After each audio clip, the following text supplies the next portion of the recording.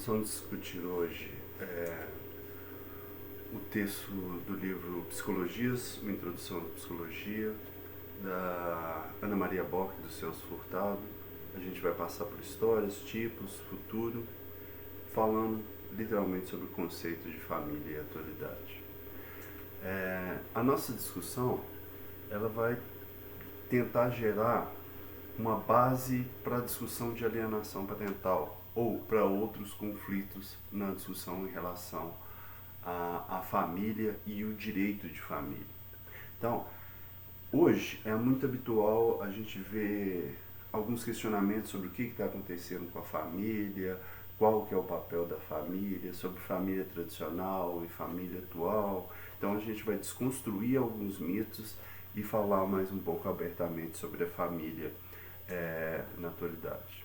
Então, a família, no nosso ideário, no nosso imaginário, ela está nessa organização básica aí, quase uma organização de família de propaganda de margarina ou família de propaganda de venda de apartamento ou venda ou de construção civil.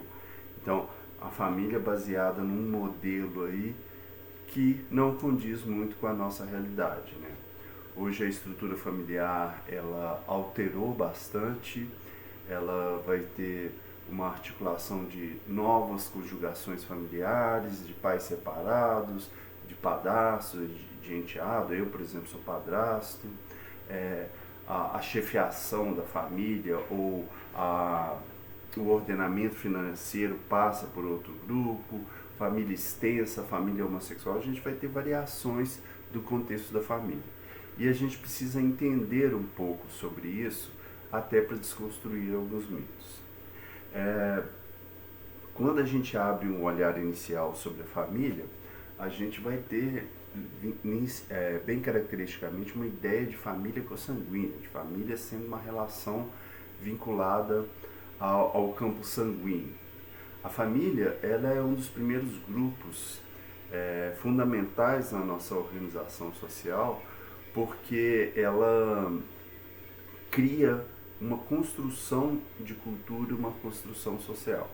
Então, existiam vários tipos de famílias, como mostrei no slide anterior, e eu vou falar um pouco sobre elas, mas a Bock Furtado vai falar que a família é responsável pela sobrevivência física e psíquica das crianças, constituindo o primeiro grupo de mediação do indivíduo. Então isso é interessante, assim. Então, a família está vinculada à relação de sobrevivência.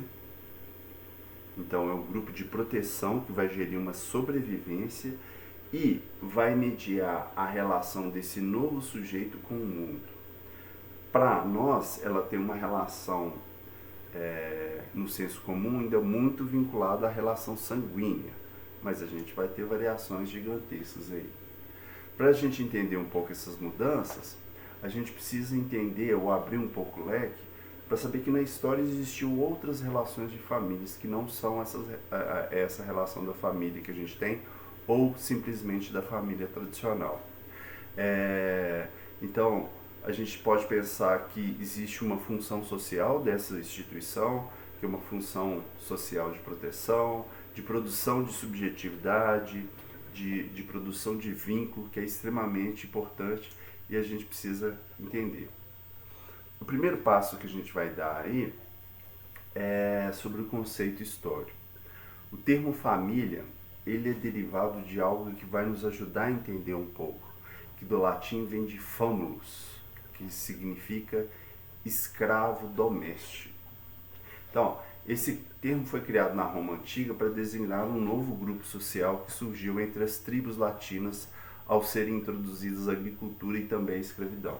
Então, esse termo vem dessa organização da lógica de domesticação e da lógica de obrigação de manutenção, obrigação de proteção. Então, a família ela se constitui ali uma hierarquia importante, hierarquia e obrigação. Então, se nessa época predominava uma estrutura familiar patriarcal, em que um vasto leque de pessoas se encontrava sob a autoridade de um mesmo chefe, nos tempos medievais as pessoas começaram a estar ligadas por vínculos matrimoniais, formando novas famílias. Então, Na Grécia Antiga e na Roma, as famílias eram quase como pequenas religiões, com normas muito específicas e com uma hierarquia muito posta ali. E é óbvio, com essa relação de posse que existia sobre os demais ali para manutenção desse grupo. Então, a família vem se transformando ao longo dos tempos. Então, desde essa família gregária básica, que tinha uma lógica de proteção, a família romana e a família da Idade Média, a gente vai tendo variações e variações que vão ser postas nessa organização. Então, a família monogâmica é um ponto de partida para a gente entender isso. Embora devamos considerá-la como um produto de muitas e diversificadas formas anteriores, ela serve para nos orientar. E Morgan vai demonstrar que existem outras formas de família que chegaram nessa família monogâmica. A família consanguínea é o intercasamento de irmãos e irmãs carnais e colaterais no interior de um grupo. Então, a primeira lógica dessa família consanguínea era tão restrita à relação sanguínea que você fazia outros reagrupamentos dentro do próprio grupo familiar. Então, você vai ter ao longo da história momentos ou culturas que permitiam o casamento entre irmãos. Outro tipo de família, punaluana. Existe o casamento de vários irmãos carnais e colaterais com maridos de cada uma das outras. E os irmãos também se casavam com as esposas de cada um dos irmãos.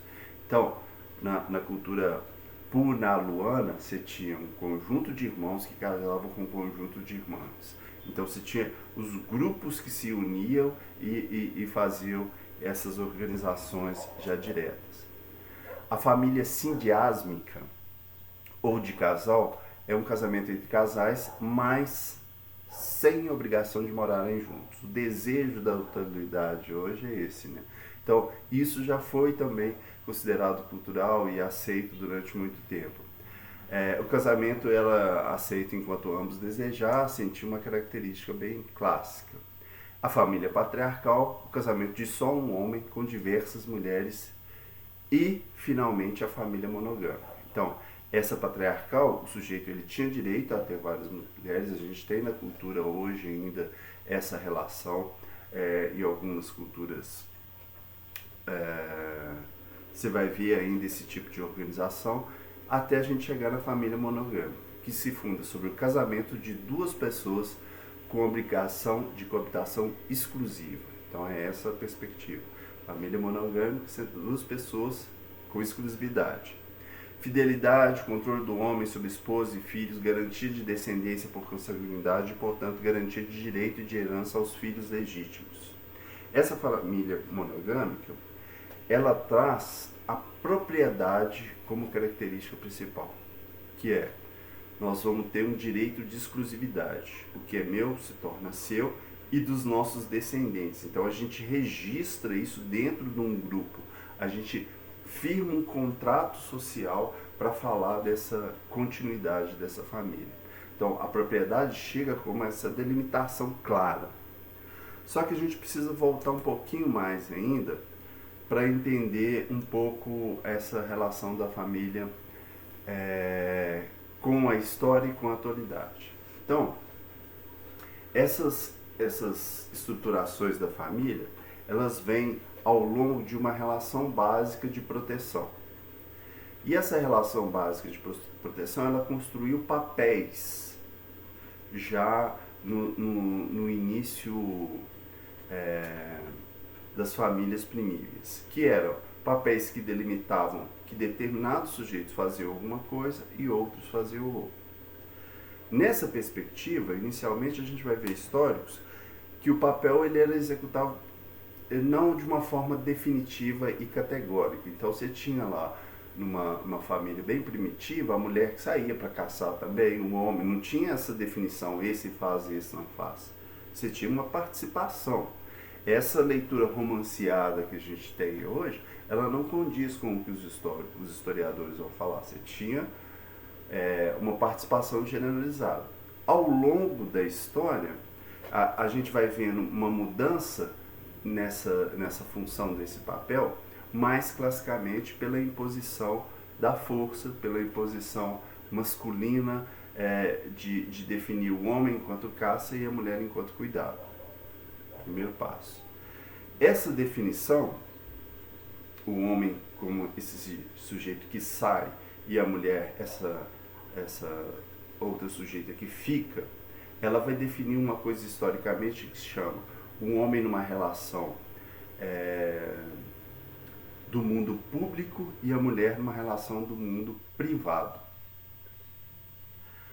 Só que quando a mulher fica no mundo privado, fica mais característico a lógica de pertencimento dessa mulher para esse sujeito que vai e volta.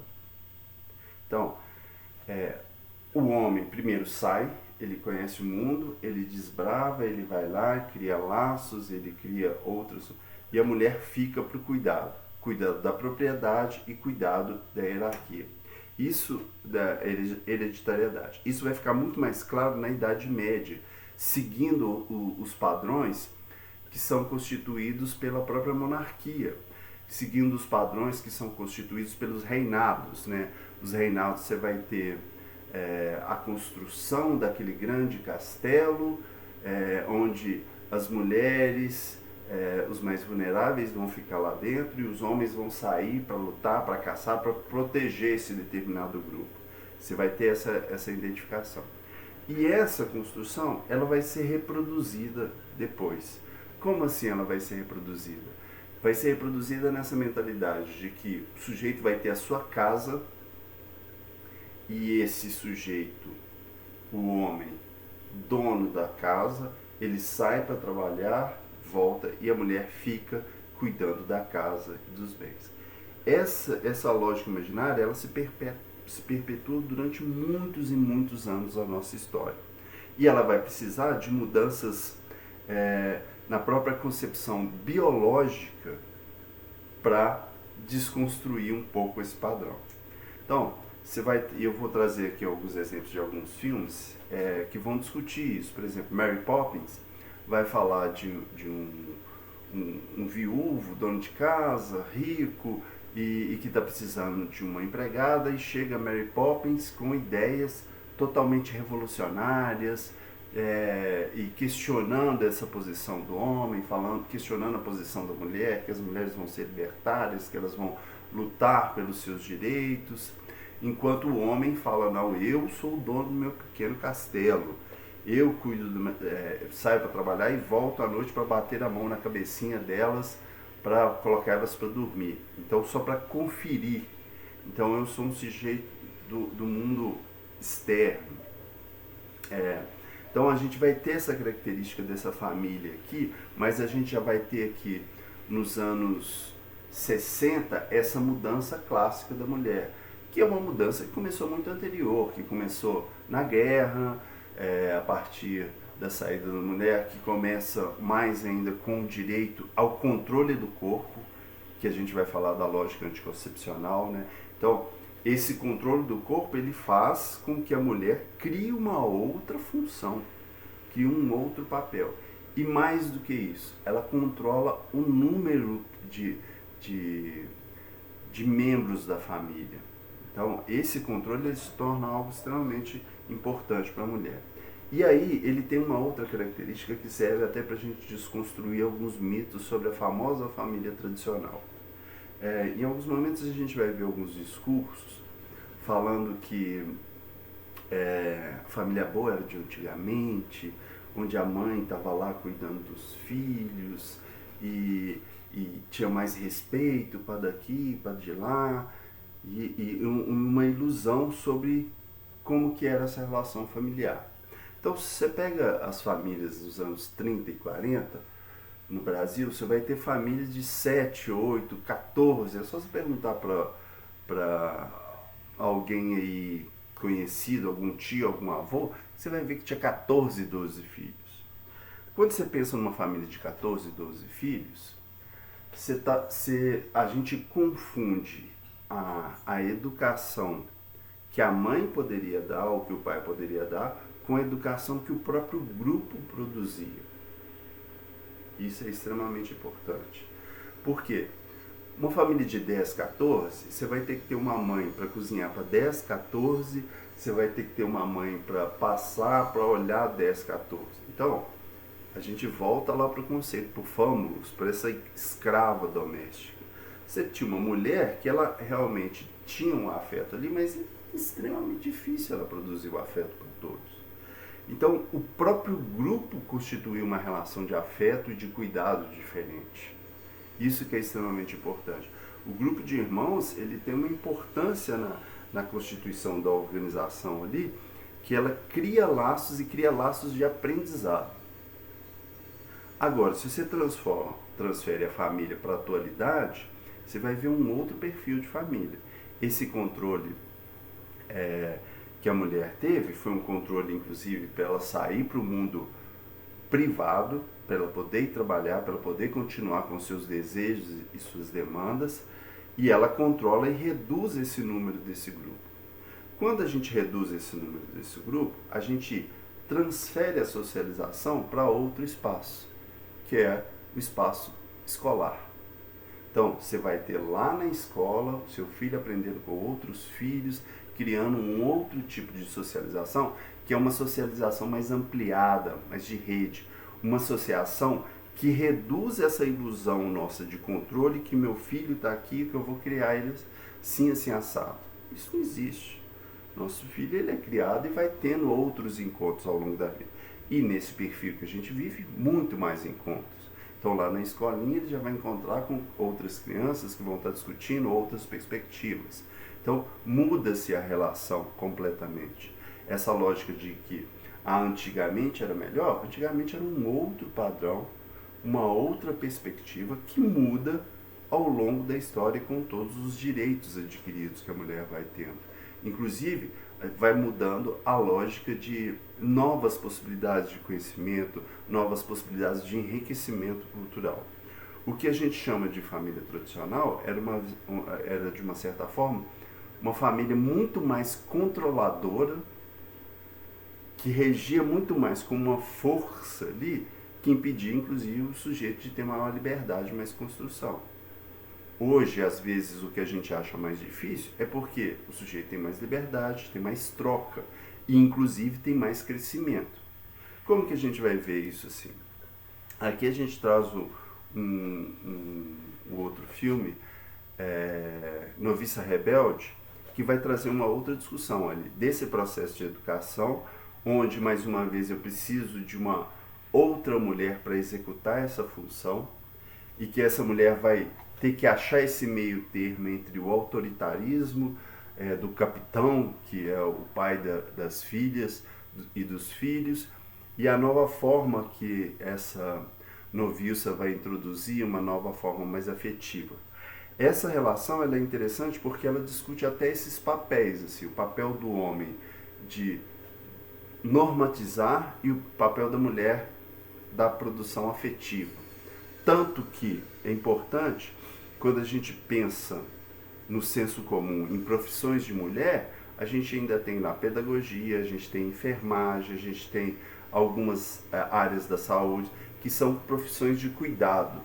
Quando a gente pensa no senso comum em profissões masculinas, você vai pensar em engenharia, você vai pensar em construção, você vai pensar em lógica de mundo público. Você vai pensar em organização, em gestão de grandes grupos. Então a gente tem uma ideia que é articulada por isso. E isso é reproduzido em alguns filmes. Só que nesse filme é óbvio que tem também algumas novas quebras de paradigmas, tem uns reposicionamentos. Tem essa mulher que está ali e chega para cuidar das crianças e vive o conflito de que o capitão lá vai se casar com uma outra bela mulher sedutora. Então é até esse conflito entre a mulher cuidadora e a mulher sedutora, aonde que elas estão e aonde que elas se encontram ao longo da história. Então essa mulher vai sofrendo algumas mudanças ao longo dessa história que são extremamente importantes para a gente entender. E vai chegar lá nos anos 80 com essa mulher que vai brigar com todo mundo, com essa mulher que vai ter papéis em filmes de luta, papéis em filmes como Aliens, o Oitavo Passageiro, como personagem principal que vai lutar contra esse sujeito. É interessante porque o filme Aliens, o bicho entra dentro e sai pela barriga, né? Ele se torna um hospedeiro. Então ela vai lutar por tudo isso. E essa mesma perspectiva vai aparecer em vários outros filmes na atualidade. Se você pega lá Valente, vai estar discutindo isso. Se você pega, deixa eu ver que outro filme, Jogos Vorazes, você vai ter a mulher com uma representação forte e mais objetiva. Malévola vai trazer isso também. Então você vai ter um outro perfil. Agora, a gente vai ver também uma representação do pai e do papel que é muito diferente ao longo da história. A gente vê isso nessa série aqui. Todas essas séries aqui, elas estão baseadas na discussão de um documentário que chama Retratos de Família, que é muito interessante. Mas essa série aqui é uma série passada nos anos 50 e chamava Papai Sabe Tudo, que era simplesmente um pai que saía para casa para trabalhar, e enquanto isso tinham problemas que iam acontecendo dentro de casa, e aí ele chegava no final do dia para resolver os problemas. Olha que Papai Sabe Tudo.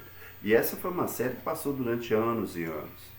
Só que essa mesma leitura sobre o pai, ela vai mudando. Por quê? Porque enquanto a mulher consegue o controle do seu corpo e por lutas e direitos vai se reposicionando dentro da sociedade, o homem fica estático. E ele começa a ser representado até diante desses conflitos. Então, se a gente pega aí o desenho do Fred Flintstone, dos Flintstones, você vai ter esse marido que trabalha numa pedreira, volta para casa, tem um cachorro que sobe em cima dele o tempo todo, que não entende nada de casa, que tem uma esposa muito articulada e que resolve muitas coisas. Se a gente anda mais um pouquinho ao longo da história, você vai ver uma outra perspectiva, que é o Simpson, que é espetacular. Que você vai ter um pai completamente já bestial, um pai que não sabe muita coisa, mas é um pai que tem algumas características importantíssimas, como por exemplo, ele é o cara que ele fica no painel central de uma usina nuclear. É o cara mais anta, mas ele está lá no painel central. Ele só faz besteira, bebe o dia inteiro. Ele tem filhos que têm uma leitura muito mais objetiva e atualizada do que ele. Esse episódio é muito interessante porque ele está para morrer e ele vai pedir, ele fica tentando falar alguma coisa para os filhos, mas ele não tem muito o que falar, ele não sabe. E aí cada um dos filhos vai cochichar alguma coisa no ouvido dele para ele dizer para o outro. Então, o saber do Papai Sabe Tudo para cá, a gente já vai ter um esvaziamento desse próprio pai, um esvaziamento desse homem que vai se tornando mais inoperante na sociedade. E aí a gente chega aí no famoso Shrek, que é uma outra perspectiva também disso, assim, que é esse pai que vive o conflito de ele quer se isolar da sociedade, ele quer ser ogro, e no episódio 4 o grande conflito dele é que ele não quer cuidar de criança, ele não quer executar essa função, ele quer ficar na função dele de caçador, de sujeito que saía para resolver o mundo. Essas características vão dizer dessa construção desse novo papel da família, que é uma construção diante de mudanças dos representantes da própria família. Então as mulheres vão estar aí nos seus direitos civis, no mercado de trabalho, na educação superior. Hoje a gente vai ver um grupo gigantesco. É óbvio que essa mudança, além dos direitos e das lutas, ela tem um perfil econômico também. Assim. Quando a mulher sai nos anos 40 para executar trabalhos porque os homens estavam na guerra, ela sai, obtém seu dinheiro e começam a gastar com outras coisas que o homem não gastava. Essas outras coisas, essas outras demandas que o mercado produz, faz com que ela também seja valorizado. Então a gente vai ter um valor econômico aí também. Então, a gente vai ter mudanças para cargos políticos, mercado de trabalho, atividades intelectuais. Você vai ter a maioria no mundo científico de mulheres agora um crescimento gigantesco assim. Então você vai ter uma revolução em vários perfis assim, e essas revoluções vão trazendo consequências. Quais tipos de consequências? A gente vai ver isso lá quando a gente for discutir violência contra a mulher. Esse impasse de desenvolvimento faz com que o sujeito responda de formas físicas. Então, se eu já não sou o detentor econômico, se eu já não sou o detentor do saber, eu vou lá e respondo pela violência. Você vai tendo mudanças na forma e na organização familiar. Você vai tendo... mas eu tenho... você vai ver mulheres falando que elas preferiam as famílias de antigamente, que elas preferem ficar em casa, preferem ficar em cuidado. A gente sempre tem que entender que a estabilidade, ela também é prazerosa. Sair para conquistar o mundo, para lutar por trabalho, para ganhar novas coisas, é algo difícil, não é algo fácil não, e é algo que às vezes é muito desprazeroso também. As mulheres têm sofrido também com essas consequências através do estresse, através do abuso subjetivo que vai também já... Então, a gente vai ver no discurso sim, as pessoas querendo retomar para trás, e a gente tem que entender que elas estão querendo retomar porque realmente é difícil avançar. E é difícil avançar para os dois campos, não só para o campo das mulheres, mas também para o campo dos homens. E aí a gente vai ver esse novo reordenamento de família, a gente vai ver as novas formas, as novas leituras, as novas reorganizações, com cores e com jeitos os mais diferenciados. Então, é uma instituição social que não pode ser vista como algo estático, definitivo e fechado. A ideia de família é uma construção a partir de critérios, contextos históricos, sociais, econômicos e culturais específicos. Se transforma e se altera ao longo do tempo. É uma estrutura singular e complexa, cada família é única e ao mesmo tempo que possui as mais variadas formas de organização. Então, é essa a ideia que a gente tem que compreender, é essa a ideia dessas alterações da família, essas novas formas. Então a gente precisa não idealizar e não romancear a família. A gente tem que entender que é um exercício que pode ser alterado. Então, se antes você casava e você casava e falava é isso e ponto final, eu vou ter que aceitar isso de qualquer jeito, hoje não, hoje você tem possibilidades diferentes. Então, às vezes as pessoas casavam e viviam 30 anos juntos, mas você pensava que você criou a ilusão de que elas eram felizes. Nem sempre. Você tem 30 anos aí de traição, 30 anos de pessoas que não gostam uma das outras, então você existe possibilidades nessa nova função. E aí também todos os conflitos também vão estar presentes disso. Assim. Você vai ter possibilidades, mas você vai ter conflitos também. Então a família está perpassando um conjunto de mudanças que vai ter formas de lidar, até pela própria assistência social, vai ter uma leitura específica das políticas públicas, você vai ter direitos constituídos sobre a família, você vai ter declaração de direitos das crianças, você vai ter o estatuto ajudando e falando sobre a convivência familiar, você vai ter várias formas de abrir uma discussão sobre a família. Agora, a grande questão da família é sempre entender que ela é uma possibilidade de vínculo muito forte, uma possibilidade que vai trazer uma relação gigantesca de coisas diferentes, mas ao mesmo tempo de coisas saudáveis, de coisas interessantes, mas não adianta pensar a família só com um contexto ou só com uma definição.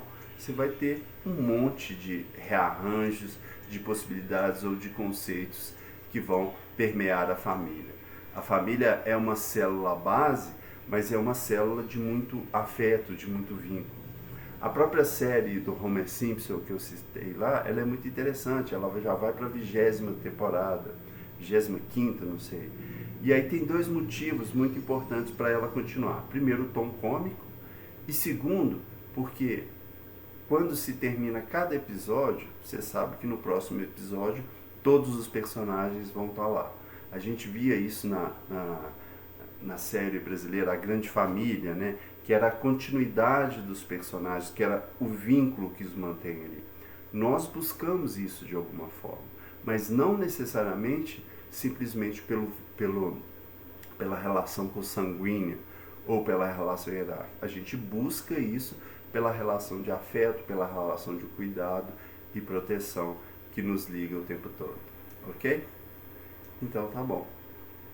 Obrigado e um grande abraço para vocês.